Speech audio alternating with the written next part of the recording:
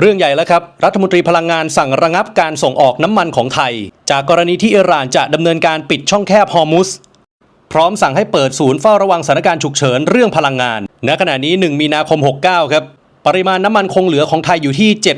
7,660 ล้านลิตรสามารถใช้ได้60วันกราบทักทายสวัสดีครับสวัสดีและสบายดีพ่อแม่พี่น้อง FC เบิร์ดสุขุสุขคนเด้อยินดีต้อนรับทุกคนเข้าสู่ช่อง YouTube ของบ่าวจิตบ้านโคกอีกแล้วเนาะพี่น้องทักทายสบายดีบรรยากาศตอนเช้าๆเนาะหลังจากที่บ่าวจิตบ่ได้อัพคลิปบ่ได้ลงคลิปกันหลายมื้อหลายวันเลยทีเดียวเนาะพี่น้องเนื่องจากว่าบ่าวจิตก็บ่สบายเนาะช่วงนี้ก็อากาศก็ร้อนๆเนาะพี่น้องบ่สบายจังไดก็ดูแลสุขภาพกันเด้อเนาะพี่น้องมาพบมาพ่อกันกับบัจิตในมื้อนี้เนาะมื้อนี้บัจิตจะพาทุกคนมาเบิ่งสถานการณ์ล่าสุดเนาะตอนนี้อย่างที่เราพูดกันดีเนาะพี่น้องก็ได้เกิดสงครามขึ้นเนาะระหว่างสหรัฐอเมริกาอิสราเอลและอิหร่านเนาะตอนนี้ก็หนักหน่วงกันเลยทีเดียวหลังจากที่ได้เกิดสงครามขึ้นเนาะก็เฮ็ดให้แบบว่าส่งผลกระทบไปทั่วโลกเลยเนาะตอนนี้ทางประเทศไทยเองก็ได้รับผลกระทบเช่นเดียวกันเนาะในเมื่อ2วันที่ผ่านมาทางประเทศไทยก็ได้ออกมาประกาศงดส่งน้ำมันให้กับประเทศเพื่อนบ้านเนาะก็คือประเทศอ้อมข้างในเราพี่น้องก็มีประเทศลาวประเทศพม่าแล้วก็ประเทศเขมรเนาะแน่นอนประเทศเขมรนี่ไทยบ่ส่งให้แน่นอนนะพี่น้องเพราะว่ามีปัญหากันอยู่เนาะสาเหตุที่ประเทศไทยบ่ส่งน้ำมันให้กับประเทศเพื่อนบ้านก็คือตอนนี้เนาะประเทศไทยก็มีน้ำมันสำรองไว้ใช้ภายในประเทศก็ประมาณ60วันนะพี่น้อง60วันกับประมาณ2เดือนเนาะหลังจากที่ประเทศไทยได้ออกมาประกาศแบบนี้แล้วเนาะสถานการณ์ล่าสุดอยู่ที่ประเทศลาวแล้วก็ประเทศพม่าเนาะว่าสิเป็นจังใดเดี๋ยวมื้อนี้บ่จิตจะพาทุกคนมาเบิ่งสถานการณ์นี้ไปนํกันเนาะหลังจากที่ประเทศไทยได้ออกมาประกาศงดส่งน้ำมันนะพี่น้องตอนนี้ก็ได้เกิดสถานการณ์วุ่นวายนะพี่น้องผู้คนต่างพากันไปซื้อน้ำมันกักตุนไว้ใช้เนาะเพราะว่าต่อไปถ้าว่าเกิดสถานการณ์แบบว่าสงครามแบบว่ายาวไปก็อาจจะเกิดภาวะแบบว่าขาดแคลนน้ำมันบ่มีน้ำมันใช้ก็อาจจะเป็นได้นะพี่น้องโอเคนะพี่น้องเดี๋ยวบัจิตจะพาทุกคนมาเบิ่งสถานการณ์ล่าสุดอยู่ที่ประเทศลาวก่อนนะพี่น้องหลังจากที่ประเทศไทยได้ออกมาประกาศว่าจะงดส่งน้ำมันให้กับประเทศลาวเนาะก็คือจะเป็นจังใดเนาะพี่น้องสถานการณ์ล่าสุดเนาะประเทศไทยนี่มีอิทธิพลอยู่ดีพี่น้องประกาศว่าน้ำมันสิขาดเนาะ2มื้อว่านนี้พี่น้องกับมื้อนี้ผ่านไปบ่ดนเบิ่งเลยครับสภาพปั๊มปตท.ที่ลาวล่าสุดนะครับทุกปั๊มนะครับผมบอกเลยว่าทุกปั๊มโอ้โหพี่น้องเลยแน่นต่อแถวเยี่ยนยาวเลยครับและนี่ก็คือภาพสถานการณ์ล่าสุดอยู่ที่ปั๊มปตท.เนาะอยู่ที่ประเทศลาวพี่น้องรถเนาะรถใหญ่รถน้อยพากันมาต่อแถวซื้อน้ำมันกักตุนไว้ใช้เนาะยาวเหยียดเป็นกิโลกันเลยทีเดียวเนาะมีทั้งรถแม่รถน้อยโอ้ทุกคนเลยเนี่ยอันนี้ฟังเล่าบริมีเดืองกับไทยยังเลยนะครับพี่น้องเพียงแต่ไทยเพิ่นกักตุนไปก่อนเนาะยันน้ำมันบ่พอใส่ปตท.อยู่ฟังเล่าพี่น้องเริ่มกักตุนน้ำมันนะครับตอนนี้เนาะเพราะว่าฟังไทยจะงดส่งน้ำมันเกือบเดือนพี่น้องเพราะว่ายันบ่พอใส่เนาะ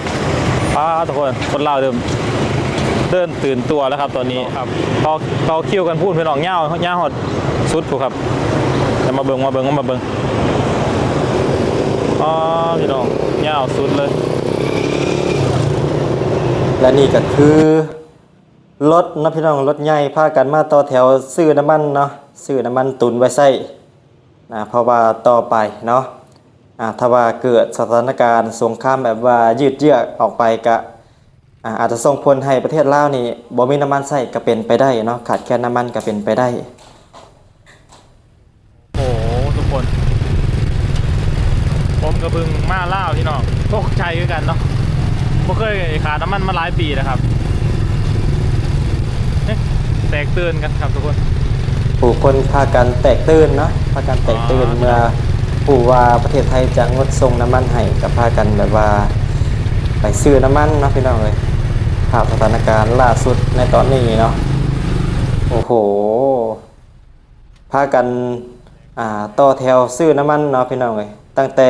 ตอนเว้นจนถึงตอนค่ำเนาะ ทุกคน มีรถแวะเวียนมาตลอดเลยปั๊มปตทนะพี่น้องทุกคนรอคิวใส่น้ำมันโอ้โหแถวนี้ยิ่งหนักพี่ดอกทุกคนพี่กิจก็ยังวอถึงขันบ่ต้องขันแบบว่าพี่กิจนักมาได้นะครับทุกคนแต่ว่าเขาก็เซฟตัวเองไว้เนาะเพื่อแต่ว่ามันก็หนาเป็นห่วงอยู่เลยครับพี่น้องนี่นะพี่น้องเลยรอคิวเนาะรถใหญ่พากันต่อคิวรอคิวเพื่อที่จะซื้อน้ำมันกักตุนไว้เนาะยาวเป็นกิโลแบบนี้เลยนะพี่น้องสถานการณ์อยู่ที่ประเทศลาวในตอนนี้เนาะโอ้โหแถวยาวเหยียดเป็นกิโลเลยทีเดียว อันนี้ก็คือภาพบรรยากาศล่าสุดเนาะพี่น้องเอ้ยอยู่ที่ประเทศลาวเนาะเริ่มพากันแบบว่าพากันตื่นเนาะพากันตื่นแบบว่าพากันไปหาซื้อน้ำมันกักตุนไว้ใช้เนาะประเทศลาวนี่เคยขาดน้ำมันอยู่เทื่อหนึ่งเนาะพี่น้องเอ้ยก็คือช่วงโควิดเนาะถ้าว่าบ่จิตจำบ่ผิดก็คือแบบนี้แหละเนาะแบบว่าพากันมาซื้อน้ำมันนี่แบบว่าคืองานบุญเลยนะพี่น้องเอ้ยแบบว่าผู้คนนี่มารอ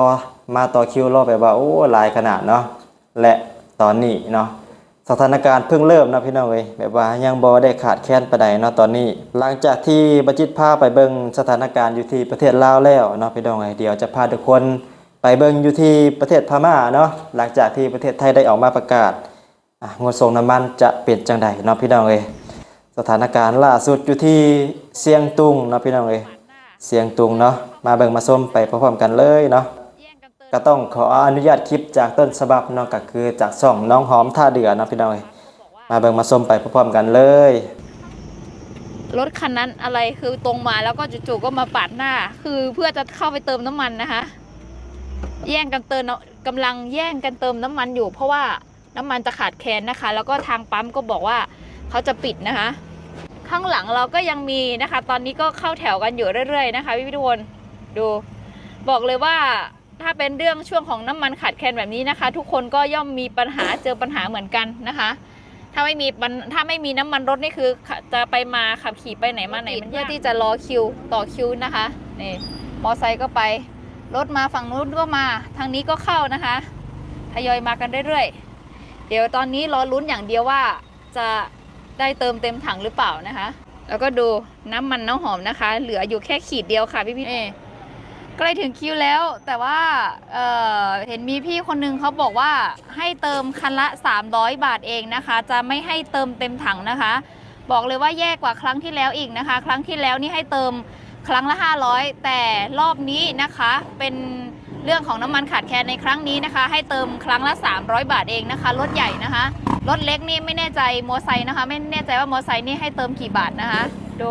สถานการณ์วุ่นวายมากๆเลยแล้วก็คนที่เอาถังใหญ่ๆมานะคะเขาไม่ให้เติมนะคะไม่ให้เติมกลับบ้านนะคะให้เติมในรถกลับไปได้เท่านั้นเองนะคะตอนนี้นะคะใกล้ถึงคิวของเราแล้วนะคะต่อไปคิวข้างหน้านี้ก็คือเสร็จแล้วนะคะก็ถึงคิวน้องหอมแล้วนะคะเราจะได้ไปแล้ว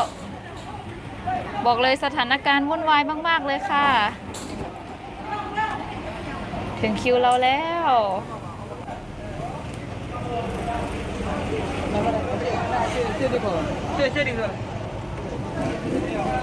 และนี่ก็คือภาพบรรยากาศล่าสุดเนาะอยู่ที่เชียงตุงเนาะพี่น้องเอ้ยผู้คนก็เริ่มพากันมาซื้อน้ำมันเนาะมาซื้อน้ำมันกักตุนไว้ใช้เนาะเพราะว่าต่อไปอาจจะขาดแคลนเนาะทางประเทศไทยก็ได้รับผลกระทบเช่นเดียวกันนะพี่น้องเอ้ยทางประเทศไทยเนาะก็คือมีน้ำมันใช้เพียงแต่2 เดือนเนาะก็เลยงดเนาะพี่น้องเอ้ยงดส่งน้ำมันให้กับประเทศเพื่อนบ้านเนาะประเทศพม่าเนาะอยู่ที่เชียงตุงนี่เพิ่นจะแบบว่าออกมากำหนดไว้ว่ารถใหญ่นี่ต้องเติมได้ประมาณ300 บาทเนาะห้ามเกินนี่ เพราะว่าต้องเห็นใจคนอื่นนำเนาะเฮาสิเต็มทางเลยก็บ่ได้เนาะพี่น้องเพราะว่าต้องแบบว่าแบ่งปันให้ผู้อื่นนำนะต้องกำหนดราคาไว้300 บาทเท่านั้นเนาะต่อคันเนาะพี่น้องเอ้ยรถใหญ่อยู่ที่เสียงตุงเนาะแต่ว่าอยู่ทางฝั่งลาวนี่ยังบ่ฮู้เนาะพี่น้องเอ้ยน่าจะเติมได้เต็มทางเนาะน่าจะกักตุนได้หลายอยู่นะอันนี้ก็คือภาพสถานการณ์ล่าสุดเนาะพี่น้องเอ้ยภาพสถานการณ์ล่าสุด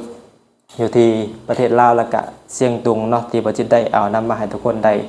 เบิ่งได้ชมนํกันเนาะพี่น้องเอ้ยหลังจากที่ไทยได้ออกมาประกาศแบบนี้แล้วเนาะผู้คนก็พากันตื่นเนาะพากันตื่นแบบว่า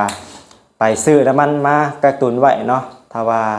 น้ำมันขาดแคลนหนักๆนี่ก็คือใช้ชีวิตแบบว่ายากลำบากแฮงเนาะเพราะว่าการใช้ชีวิตประจำวันนี่เฮาก็ต้องมีการเดินทางเนาะก็ต้องใช้ยานพาหนะต้องใช้รถยนต์นะพี่น้องถ้าว่าประเทศไทยงดส่งน้ำมันให้กับประเทศเพื่อนบ้านประมาณจักเดือน1 2 เดือนนี่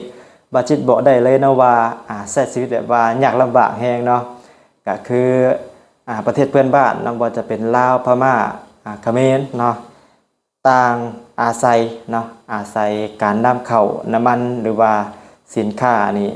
จากประเทศไทยเป็นหลักเนาะพี่น้องเอ้ยถ้าว่าประเทศไทยบ่ส่งน้ำมันให้กับประเทศลาวเนาะก็คือส่งผลกระทบเนาะตอนนี้ก็ใกล้สิฮอดยามเฮ็ดไร่เฮ็ดนาแล้วเนาะพี่น้องเอ้ยเนาะถ้าว่าขาดน้ำมันนี่ก็อาจจะกลับไปใช้ควายคือเก่าเนาะเพราะว่าบ่มีน้ำมันใช้นะสถานการณ์ที่ประจิตได้เอามาให้ทุกคนได้เบิ่งได้ชมก็จะเป็นประมาณนี้เนาะพี่น้องเอ้ยโอเคเนาะพี่น้องสำหรับคลิปวิดีโอนี้ประจิตก็มีประมาณนี้เด้อเนาะจังได๋ก็ฝากเป็นกำลังใจให้ประจิตเนาะฝากกดไลค์กดแชร์กดติดตามและที่สำคัญก็ฝากเบิ่งโฆษณาให้ประจิตเนี่ยเด้อพี่น้องเอ้ยเพื่อจะได้มีกำลังใจในการถ่ายทำคลิปต่อๆไปเนาะโอเคสำหรับคลิปนี้ก็จะมีประมาณนี้เนาะถ่ายที่สุดได้แล้วประจิตก็จะขอเอ่ยคำว่าสำบายดีขอตัวลาไปก่อนเด้อเนาะพี่น้องบ๊ายบาย